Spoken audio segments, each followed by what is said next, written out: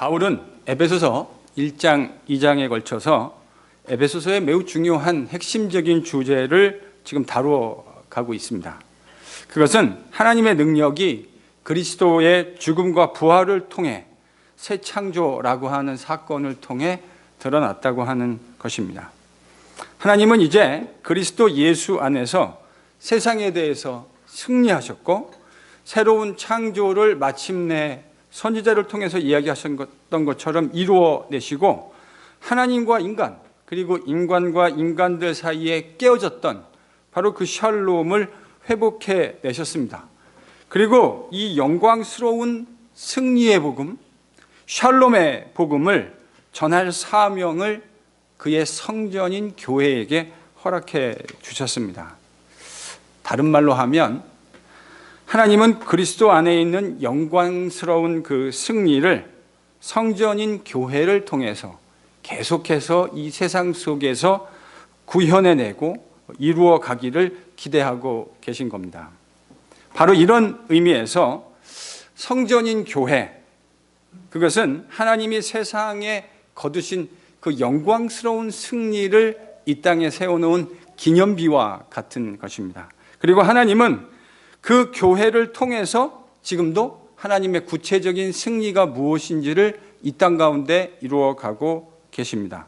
바로 이 이야기가 지난 시간까지 저희가 에베소서 1장과 2장에서 했던 이야기입니다. 이런 맥락에서 이제 에베소 3장의 이야기가 시작되어집니다.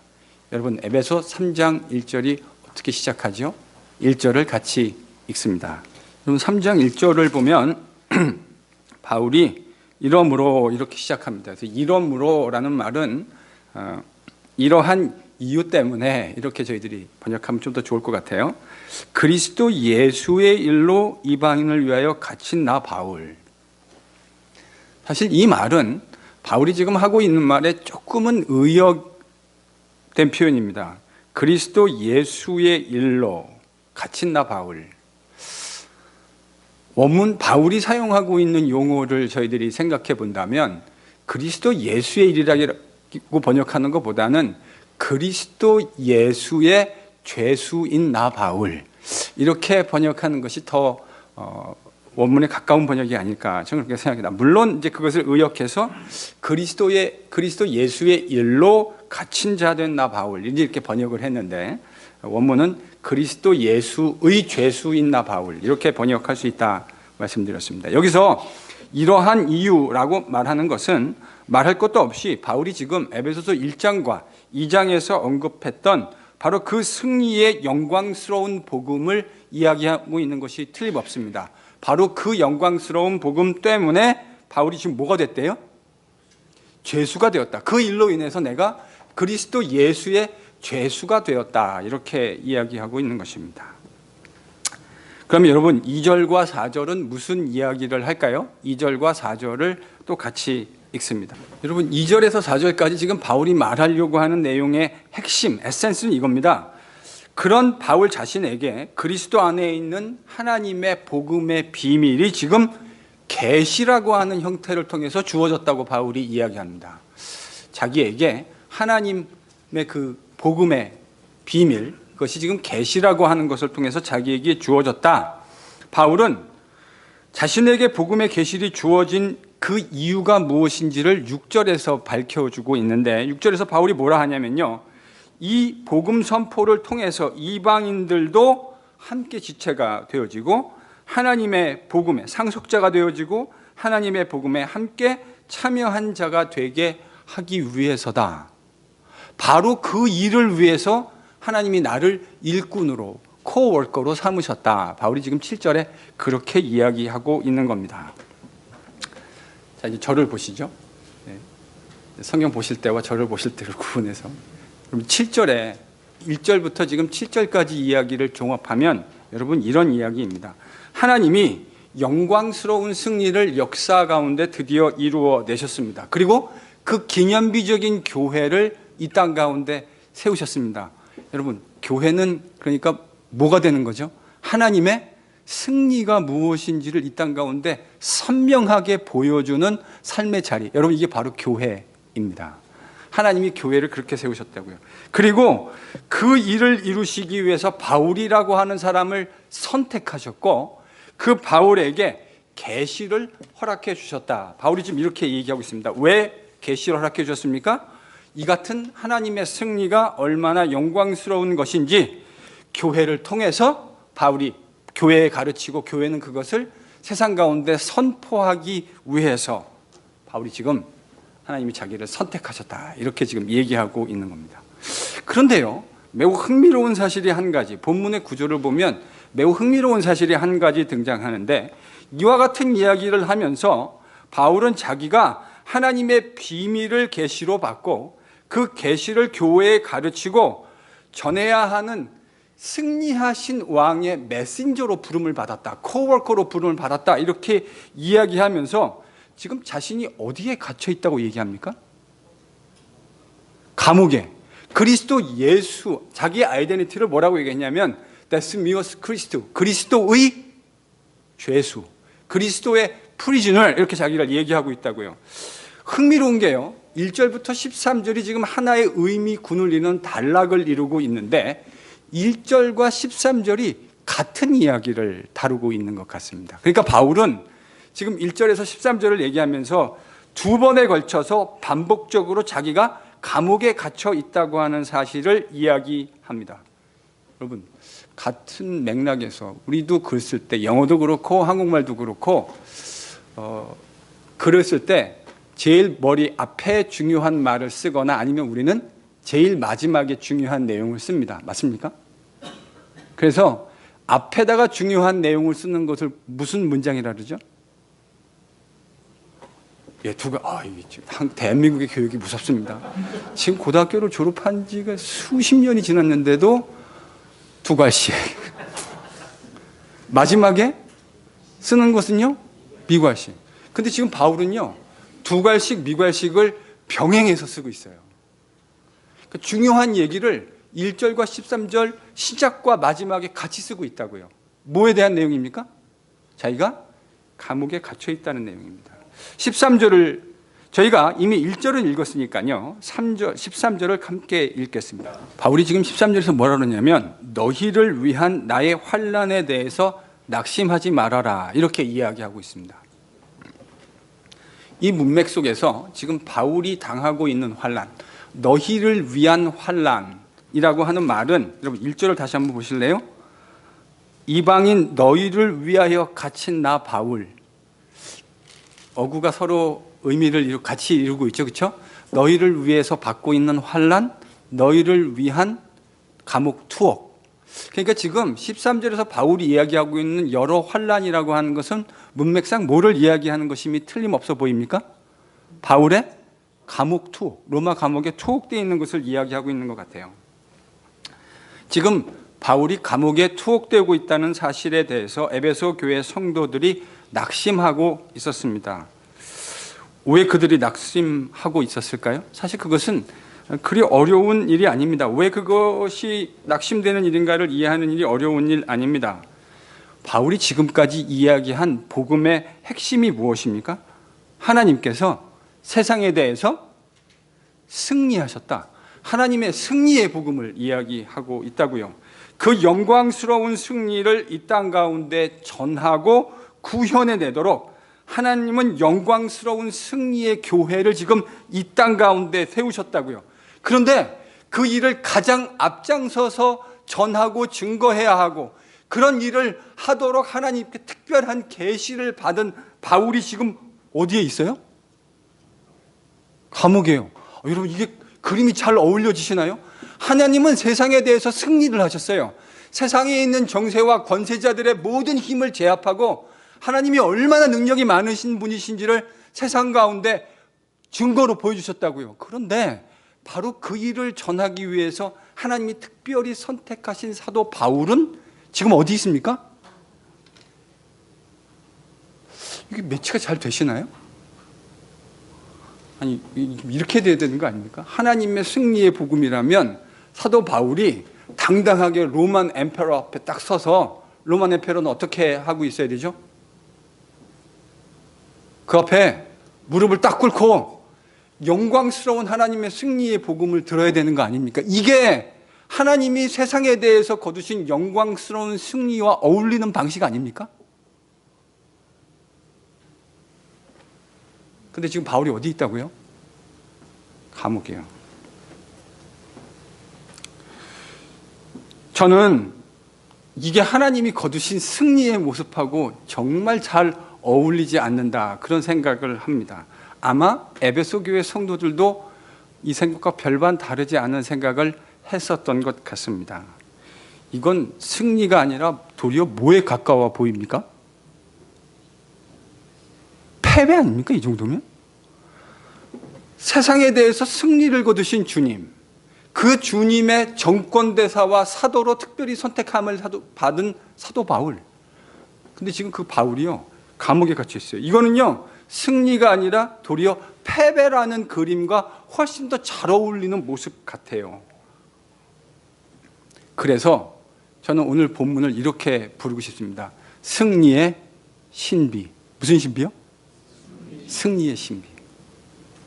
여러분, 이 승리의 신비를 이해하시려면 하나님이 세상에 대해서 거두신 그 승리가 어떤 것인지, 그 승리의 방식을 좀 곰곰이 묵상해 볼 필요가 있습니다. 여러분, 일단 무엇보다 우리는 이 승리가 하나님의 승리라고 하는 사실을 조금 기억해야 할 필요가 있습니다. 누구의 승리요? 여러분, 그렇게 해가지고 기억이 잘 안 됩니다. 지금 누구의 승리라고 했습니까? 하나님의 승리요. 이 승리는요, 하나님의 승리예요. 구약에서도 하나님의 승리가 표현되어질 때마다 반복적으로 등장하는 것이 하나님의 승리와 그 하나님의 승리를 이 땅 가운데 가져오는 사람의 연약함에 대한 대비입니다. 이게 구약에 아주 빈번히 등장하는 주제예요. 정말 많은 예들이 있습니다. 구약 성경의 곳곳에 장절마다 승리의 하나님과 그 승리를 이 땅 가운데 가져오는 하나님의 에이전트의 그 weakness, 연약함이라고 하는 주제가 성경에 되게 많이 등장해요. 다 할 수 없고요. 오늘 딱 두 가지, 설교의 목적상 제가 두 가지 예만 여러분들과 나누겠습니다. 그것이 바로 사무엘상 17장입니다. 찾으실 필요 없어요. 여러분이 무슨 얘기하는지 사무엘상 17장 그러면 이건요, 교회 예배당을 한 번도 안 밟아본 사람들도 다 아는 바로 그 스토리입니다. 무슨 스토리죠? 예수님 탄생이라고요? 사무엘상 17장은 다윗과 골리앗의 얘기가 나옵니다. 이제 좀 기억이 나시죠? 네, 사무엘상 17장 다윗과 골리앗 이야기입니다. 골리앗을 위시한 블레셋 군대가 창조주 여호와 하나님과 그의 거룩한 군대를 40일이 넘도록 지속적으로 모욕하고 있었습니다. 하나님의 이름을 모욕하면서 이 블레셋과 골리앗 장군이 이스라엘을 모욕했다고요, 하나님을. 그런데요, 정말 안타까운 건 그 모욕을 들으면서도 나가서 골리앗과 맞서 싸우겠다고 하는 이스라엘의 장수가 단 한 사람도 없었습니다. 이게 이스라엘의 지금 비극입니다. 그런데 바로 그런 상황에서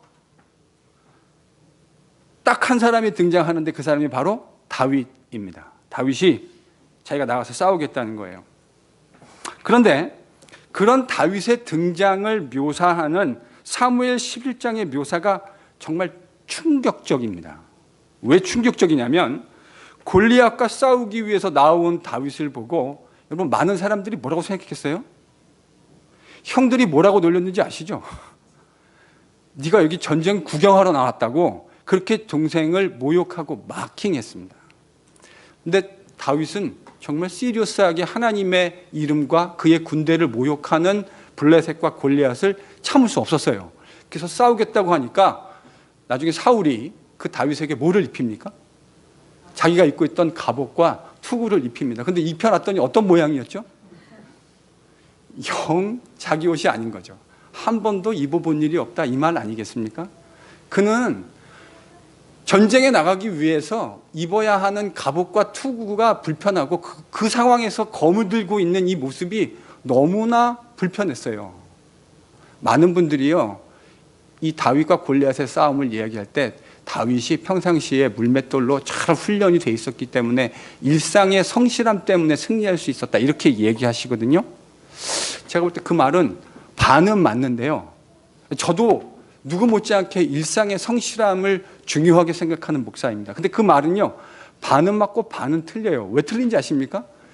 이 이야기를 하고 있는 사무엘상 17장의 묘사를 보면 다윗이 일상의 평상시에 준비를 잘했기 때문에 이겼다라는 것을 강조하려고 있다기보다는 뭘 강조하고 있죠? 다윗은 이 전쟁터에서 나와서 싸움을 할 수 있을 만한 그런 사람이 아니다라는 것을 더 강조하고 있는 것처럼 보여요. 갑옷과 검을 드는 것도 불편할 정도의 그런 수준의 사람입니다. 전쟁을 수행하기에 합당한 모습이 아니라는 사실을 강조하고 있는 거예요. 그러면 사무엘 17장은 이와 같은 묘사를 통해서 뭘 강조하고 있는 겁니까? 이 전쟁의 승리는 다윗이 평상시 물맷돌로 성실하게 살았기 때문에 이겼다라는 걸 강조하는 걸까요? 아니면 아무런 준비가 제대로 되어 있지 않는 군인이 될 수도 없었던 사람의 승리, 즉 그것을 통한 하나님의 전적인 승리를 이야기하려고 하는 걸까요? 말할 것도 없이 저는 사무엘상 17장은 후자를 이야기하고 있다고 생각합니다. 다윗의 승리가 아닙니다. 하나님의 승리입니다. 하나님이 함께 하셨고 하나님이 그 전쟁터에서 친히 싸우셨기 때문에 다윗은 이길 수 있었던 거예요. 물론 그의 성실함을 제가 부정하고 싶은 마음은 없습니다. 여러분, 다윗의 승리가 아니라 누구의 승리라고요? 하나님의 승리요. 하나님이 사용하시는 인간이 약하다고 해서 전혀 하나님이 승리를 거두는 데 있어서 문제가 되지 않는다는 이야기입니다. 여러분, 문제가 되지 않는 정도가 아니라 약한 것이 도리어 하나님의 승리를 더욱더 선명하게 부각시킵니다. 이 극명한 예가 사사기 6장과 7장에 기록되어져 있습니다. 여러분, 사사기 6장과 7장에 등장하는 사람은 기드온입니다. 기드온은 미디안 사람들과, 수많은 미디안 사람들과 전쟁을 하기 위해서 모였습니다. 그래서 기드온이 병사들을 소집하는데 몇 명이 모였습니까? 3만 2천 명이.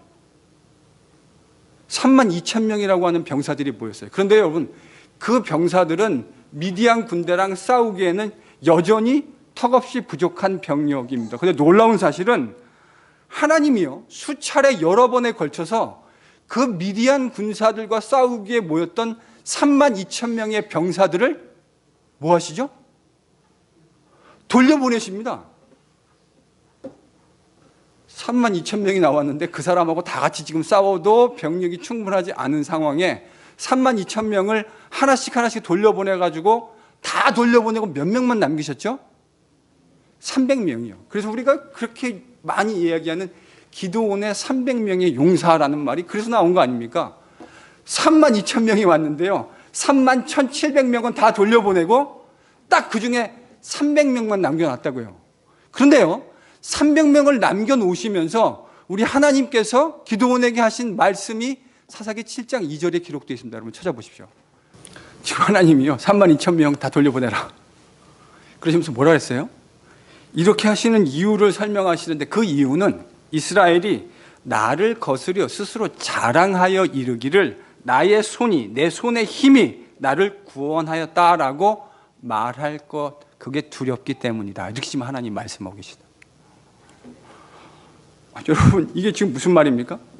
하나님의 승리가 사람의 힘의 능력에 달려 있는 것이 아니다라고 하는 사실을 하나님이 분명하게 보여주신 거 아닙니까?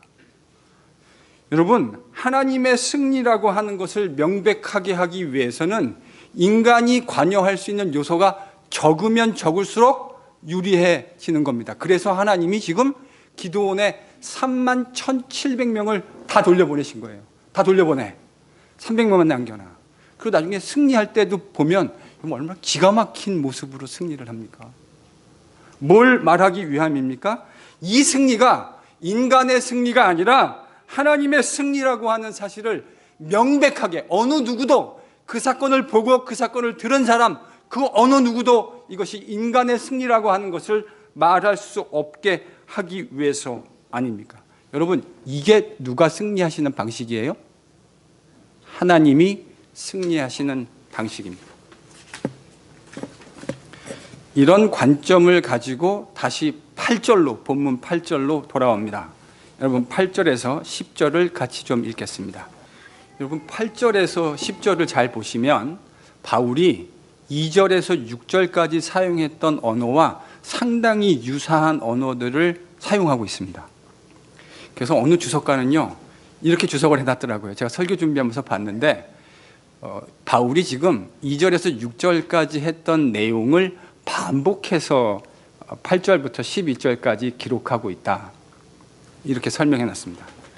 제가 볼 때 그 주석가가 하나를 잘못 짚으신 것 같아요. 놓쳤어요. 뭘 놓쳤냐면, 여러분 잘 보시면 지금 8절에서 11절, 10절은 분명히 2절에서 6절까지 나왔던 그 랭귀지들을 반복적으로 사용하고 있습니다. 틀림없습니다. 비밀 계시들이 주어지고 하나님의 풍성한 것이 알려지고 틀림없이 그 얘기가 나오는데, 여러분 8절을 시작하면서 바울이 어떻게 시작했죠? 다시 8절을 잘 보세요. 어떻게 시작했습니까? 모든 성도 중에 지극히 작은 자보다 더 작은 나. 감이 좀 잡히시나요? 바울이 지금 모든 성도들보다, 그 중에 지극히 작은 자보다 더 작은 나. 왜 바울이 지금 이렇게 본문을 시작하고 있다고 생각하십니까? 바로 그 전통 아닙니까? 하나님의 영광스러운 승리와 그 승리를 이 땅 가운데 구현해내는 사람의 지극히 작은 연약함. 구약 속에 반복적으로 over and over again, 반복적으로 계속 반복되고 있는 그 주제 아닙니까? 온전한 하나님의 승리. 인간이 기여할 수 없는, 인간의 능력 가지고, 그 알량한 힘 가지고 도무지 기여할 수 없는 하나님의 영광스러운 승리를 이야기하기 위해서 지금 바울이 모든 성도들 가운데 지극히 작은 자보다 더 작은 나. 무슨 말입니까? 세상에서 가장 별 볼 일 없고 힘 없는 나. 그런 말 아닙니까 지금? 그런 자신에게 은혜를 주신 그 이유는 그리스도의 풍성함을 이방인 가운데 전하고 하나님의 비밀의 경륜이 무엇인지 사람들 가운데 드러내기 위함이다. 드러낸다라는 말, 좋은 번역입니다. 근데 문자적으로는 바울이 무슨 말을 했냐면, 이게 포티조라는 단어를 썼는데 무슨 의미냐면 빛을 밝혀주기 위해서. 하나님의 승리가 얼마나 영광스러운데, 그 영광스러운 승리라고 하는 것이 얼마나 지극히 작은 사람을 통해서 일어나고 있는가를 빛으로 밝혀주기 위해서, 조명해 주기 위해서 하나님이 지금 자기를 선택했다. 바울이 지금 이렇게 이야기하고 있는 것입니다. 능력 있고 힘 있는 자들을 통해서 위력적인 모습으로, 강압적이고 압제하는 모습으로 하나님의 능력과 그 비밀의 풍성함이 드러나는 것이 아니라는 겁니다. 도리어 지극히 작은 자, 세상에서 가장 작은 자라고 할 수 있는 바로 그 사람을 통해서 하나님의 비밀이 알려지고, 그를 통해 계시가 만들어지고, 그렇게 만들어진 계시를 통해 교회가 세워지고, 그 교회를 통해서 하나님의 풍성한 지혜가 세상 속에 분명하게 드러나고 있다. 바울이 지금 이렇게 이야기하고 있는 겁니다. 이 이야기를 제가 조금 더 쉽게 이해하기 풀어서 설명하면 이런 겁니다. 지금 하나님은 지극히 작은 자인 바울, 그것도 지금 어디에 갇혀 있는 바울이요? 로마의 감옥에. 로마의 힘에 의해서 패배하고 실패한 것 같이 보이는 바로 그 바울, 감옥에 갇혀 있는 바울을 사용하셔서 하나님의 복음을 전파하시고, 그 복음 전파를 통해서 교회를 창조해내시고, 그 교회를 통해서 세상에 하나님의 승리와 지혜가 얼마나 대단하신 것인가를 선포하게 하셨다. 이 이야기를 하면서 바울이 지금 자기가 감옥에 갇혔다는 사실을 2번에 걸쳐서 강조하고 있는 겁니다. 저는 바울이 2번에 걸쳐 감옥에 갇혔다는 사실을 강조하는 이유가 자신의 약함과 하나님의 승리를 대비시키려는 의도가 분명히 있다고 생각합니다. 여러분, 우리는 알게 모르게 세상이 만들어 놓은 사고방식을 따라서 부패한 모습으로 생각하는 경향이 있습니다. 왜 안 그렇습니까? 살면서 세상이 우리에게 들려준 수많은 이야기들이 있고 그것에 의해서 우리의 사고방식이 규정되어지고 확립되어져 갑니다. 저는 그것을 기독교 승리주의라고 부르고 싶습니다. 기독교 승리주의. 여러분, 기독교 승리주의적 사고방식은 참 여러 가지 모습으로 여러 시대에 걸쳐서 매우 다양한 모습으로 나타나는 것이 사실입니다. 그런데 저희들이 쉽게 저희 주변에서 확인할 수 있는 모습은 이런 거예요. 내가 높은 지위에 올라가게 되어지면 하나님이 영광을 받으실 것이라는 착각입니다. 저도 이런 기도 제목을 성도들에게 참 많이 받았어요. 목사님, 이렇게 기도해 주십시오. 제가 더 좋은 프로모션이 되고 그러면 하나님께 영광이, 그래서 뭐라 그러시냐면 그냥 영광이라고 하지 않고 더 큰 영광이 될 겁니다. 여러분, 착각입니다. 여러분이 높은 위치에 프로모션이 되고 사회적으로 더 높은 지위를 가지시게 될 때에 하나님이 더 영광 받으신다고 하는 건 세상이 우리 귀에 조그맣게 속삭여준 그러나 매우 크게 울리고 있는 거짓말입니다. 요즘 속된 말로 하면 가짜 뉴스입니다. 큰 교회당을 짓고 교회에 모이는 성도들이 많아지면 많아질수록 하나님께서 더 큰 영광을 받으시게 되실 것이라고 생각하는 것, 여러분, 그것도 착각일 수 있습니다. 그것도 착각일 수 있어요. 목사들이 빠지는 착각은 이런 겁니다. 내가 큰 교회에 가서 목회하고 우리 교회 성도들의 숫자가 더 많아지면 많아질수록 하나님께서 더 많은 영광을 받으시게 되실 것이다. 여러분, 이것도 뭡니까? 착각입니다.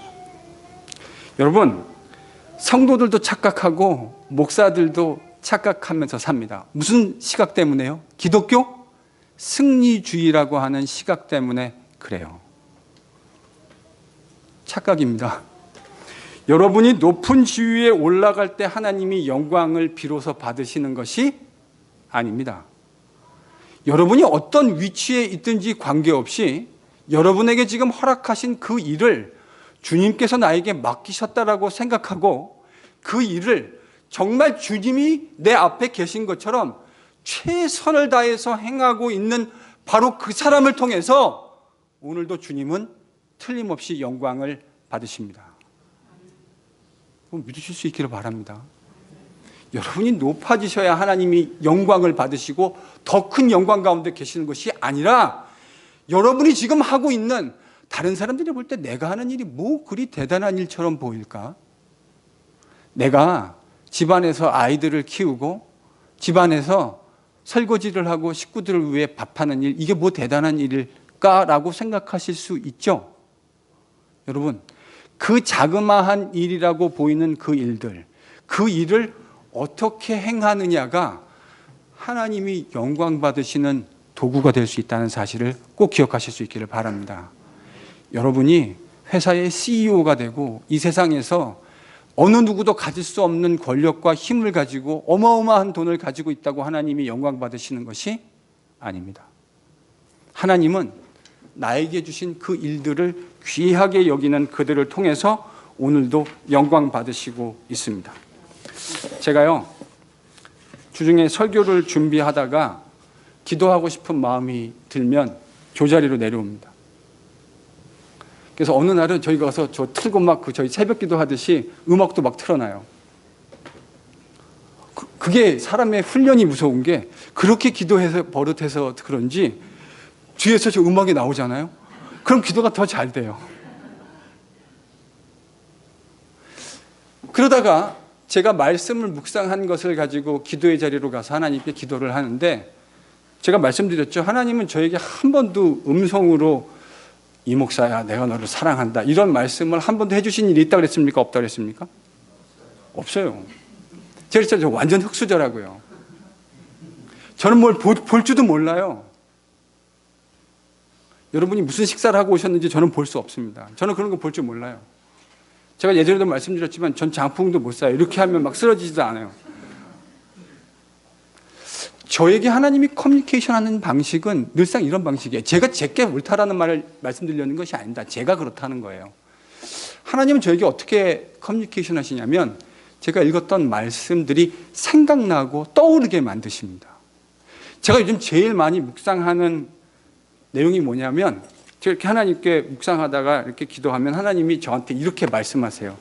이 목사야, 제발 좀 교회를 크게 만들려고 하는 네 그 야망을 좀 버려라. 여러분, 저도 대한민국의 남자라고요. 저도 야망이 있는 사람이에요. 제 마음속에도 야망이라고 자꾸 생겨나요. 제가 잘 트리밍하고 우리가 론 케어 하듯이 깨끗하게 잘 깎으려고 하지만 또 순간이 지나고 몇 주가 지나면요, 제 마음속에 제가 이런 생각이 들어요. 이 도대체 뿌리 깊은 죄성의 뿌리를 도대체 어떻게 가늠할 수 있을까? 주님이 저한테 제일 요즘 많이 하시는 말씀이에요. 제가 신경이 쓰이거든요. 성도들이. 교회 사이즈도 신경이 쓰이고. 김철 집사님이 재정 보고 하는데 재정이 별로 안 좋다 그러면요, 제가 옛날부터 그런 거 하나도 관심이 없는 사람이었거든요. 교회가 재정이 어떻다 그러든지. 근데 요즘에는 제가 정직하게 김소희 집사님하고 김민철 집사님이 헌금 통계하고 저에게 장로님들에게 알려주시거든요. 어느 순간에서부터인가요? 그게 마음이 쓰이기 시작했어요. 제가 이런 생각이 듭니다. 도대체 내가 뭐 하려고 목사를 하고 있는 건가?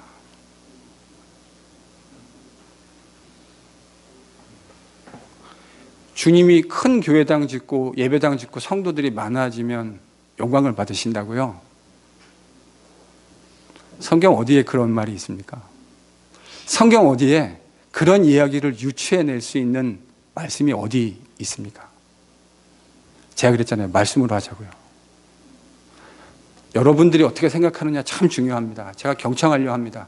그런데 진짜 중요한 건 여러분들이 하는 말 속에 하나님의 음성이 들릴 때 저는 100% 순종할 마음이 되어 있습니다. 여러분, 그게 그리스도인 아닙니까? 여러분이 하는 이야기가 여러분의, 죄송합니다, 용서하고 들으십시오, 개똥 철학이면 제가 들어야 할 이유가 없지요. 왜 그 얘기를 들어야 합니까? 그 속에 하나님의 음성이 들리면 순종해야죠. 하나님이 저한테 요즘에 이렇게 말씀하세요. 이 목사야, 교회를 어떻게 크게 만들까를 고민하지 말고 내가 이 땅 가운데 교회를 왜 세워놨는지, 왜 이 땅 가운데 교회를 남겨두었는지를 좀 고민할 수 없겠냐.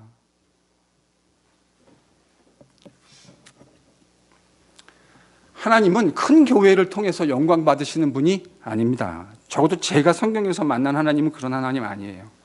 하나님이 교회를 이 땅에 세워두신 가장 중요한 이유를 마음의 신비에 새기고 그 뜻을 이루기 위해 자기를 부인하고 기도하는 백성들을 통해서 하나님은 오늘도 틀림없이 영광 받으십니다. 큰 교회를 이루기보다 주님께서 세상에 계실 때 늘상 연약한 자들과 함께 하셨는데 바로 그 마음으로 연약한 자들과 함께 하기를 즐거워하는 그 교회, 그런 성도들을 통해 주님은 오늘도 틀림없이 영광 받으십니다. 연약함 속에서도 주님의 복음을 전하기 위해 우리의 주변과 땅끝에 이르러 불철주야 애쓰고 일하고 있는 선한 그리고 아름다운 무명의 성도들을 통해 오늘도 주님은 한없는 영광을 받고 계십니다. 큰 교회에서 수많은 성도들이 있어서 성도들의 이름도 기억하지 못하는 목사들을 통해서 영광 받으시는 것이 아니라 작지만 그 성도들이 주님이 사랑하신 성도고 피 흘려서 예수 그리스도의 보배로운 보혈로 구속하신 주의 백성이라는 마음으로 그들을 사랑하고 그들의 연약함을 붙들고 함께 가는 목회자들, 그런 신실한 종들을 통해서 주님은 오늘도 영광 받으십니다. 바울이 에베소서 3장에서 영광스러운 하나님의 승리를 이야기하고 3장 1절에 들어오면서 그 영광스러운 승리와는 전혀 어울리지 않는 감옥에 갇혀 있는 가장 연약한 자신을 이야기하고 있는 이유가 저는 바로 여기에 있다고 생각합니다. 사랑하는 성도 여러분, 기독교가 이야기하고 있는 승리는 누구의 승리입니까? 하나님의 승리입니다. 기독교가 얘기하는 승리는 하나님의 승리입니다. 근본적으로 우리의 승리가 아닙니다. 이 승리는 하나님이 이루신 승리고 그 하나님의 승리에 우리가 한 것이 아무것도 없는 하나님만의 승리입니다. 그래서 하나님은 그 하나님의 승리를 표현하는 방식과 과정 속에 인간의 연약함이라고 하는 것을 늘상 사용하십니다. 뭘 사용하신다고요? 인간의 연약함. 사도 바울이 에베소 3장뿐만 아니라 고린도 편지에서도 그리고 그의 서신 곳곳에서 자신의 연약함을 이야기하는 내용들이 자주 등장합니다. 왜 그렇습니까? 바로 그 연약함이 하나님의 승리를 역설적으로 경험하게 만드는 가장 아름다운 툴이 되기 때문에 그렇습니다. 성도들을 보면 성도들 가운데 갖가지 연약함으로 고생하는 성도들을 보게 됩니다. 저도 제가 가지고 있는 연약함 때문에 고생하는 것들을 경험하게 됩니다. 여러분, 하나님이 여러분의 삶 속에 연약함이라고 하는 것, 다양한 연약함을 주셨죠. 관계 속의 연약함, 건강의 연약함, 많은 연약함들을 주셨습니다. 그런 연약함들을 왜 주셨다고 생각합니까? 강문규 집사님이 하나님께 죄를 많이 지었기 때문에 아닙니다. 그래서 하나님이 우리에게 연약함을 주시는 것이 아닙니다. 하나님은 하나님의 영광스러운 승리가 우리에게 지속적으로 머물러 있을 수 있게 하기 위해서 우리에게 연약함을 허락해 주십니다. 그러니까요, 여러분, 우리의 연약함을 새로운 관점에서 다르게 해석할 수 있는 귀한 은혜가 있었으면 좋겠습니다. 우리 인생의 갖가지 연약함은 하나님의 저주의 결과가 아닙니다. 그 연약함들은 하나님께 은혜가 우리 속에 머물러 있을 수 있는 하나님의 영광스러운 승리가 지속적으로 진정한 의미에서 우리 것이 되게 하기 위해서 필요한 것, 그것이 바로 우리의 연약함입니다. 바울이 지금 그 이야기를 에베소서 3장에서 하고 있는 거예요. 그래서 13장에서 성도들에게 뭐라고 얘기합니까? 낙심하지 말라고요. 이게 뭐가 된다고요? 너희의 영광이 되어진다고요. 이 연약함이 너희의 영광이 되어질 거라고, 영광이라고 하는 언어를 지금 바울이 사용하고 있습니다. 제가 에베소서를 설교할 때 무슨 모토를 외치고 시작했죠? 강문규 집사님, Back to Basics. 다시 기본으로 돌아가기. 우리 주변에 복음이 아닌데 복음인 것처럼 가짜로 코팅해가지고 가짜들이 되게 많이 들어와 있어요. 여러분, 그런 거 복음 아닙니다. 하나님이 말씀하시는 진짜 복음의 베이직으로 돌아가야 합니다. 기독교 승리주의는 복음 아닙니다. 여러분, 이건 다 가짜들입니다. 하나님께서 우리에게 허락하신 기독교의 승리의 신비가 무엇인지 깨달을 수 있는 저와 여러분이 될 수 있기를 바랍니다. 하나님이 연약함 가운데에서도 우리에게 승리를 허락하시는 그런 하나님입니다. 그래서 우리는 이 세상을 살면서 필연적으로 수많은 연약함들을 경험하게 되실 겁니다. 왜요? 그래야 그 연약함 속에서 하나님의 승리를 영원토록 즐거워하고 겸허히 진짜 하나님의 승리가 내가 누리는 승리가 될 수 있기 때문에 그렇습니다. 바로 그 이유 때문에 바울은 지금 어디에 갇혀 있습니까? 감옥에 갇혀 있습니다.